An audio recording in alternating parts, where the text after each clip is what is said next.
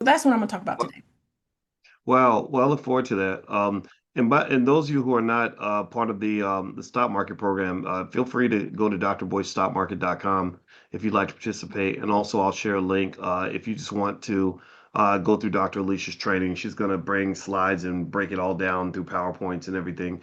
And all the materials are yours for life. And so there's a link in the chat if anybody wants to participate in that, and sharing stories from you guys in terms of the progress you're making, things you're working on, things that you're doing as a result of the work that's happening here in the Black Business School. And this is from James Keller. I know that name. I've seen that name in a lot of classes, so I know he's putting in the work. And James says that just like most Black people, I was not taught about investing. I was taught morals. I was taught about investing, that investing is when you make a dollar, make a dollar, save a dime. I was also taught to get a job. I have worked from age 13 to age 64.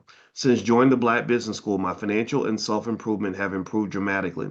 Since joining the BBS and investing in the stock market, my income, pay attention, this is the stuff that I'm always interested in. He says my income now surpasses my pension benefit.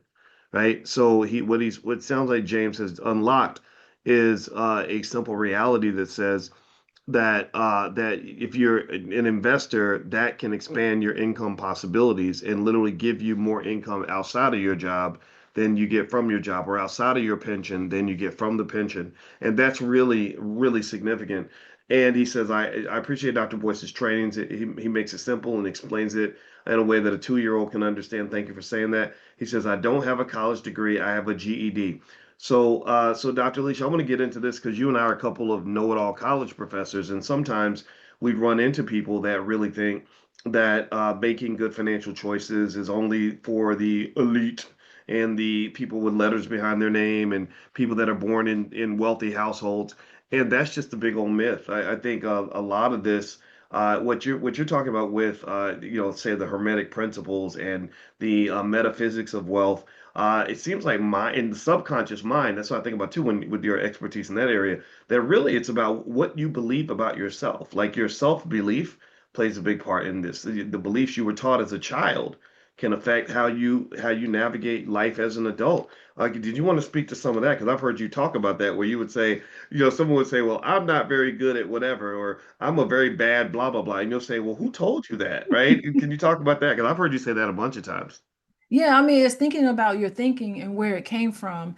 That is definitely important. And even when you connected to advertisers, and I was talking about how you can be manipulated by an emotion based on a color, based on a message, can get you to go this way or that way. And anyway, I was looking at in my social media feed. Like my social media feed, I can tell it's tailored to whatever my search engine was a day, like 5 minutes before. And so you have to start thinking about, why am I viewing the world this way, and what am I coming in contact with that's making me think a certain way.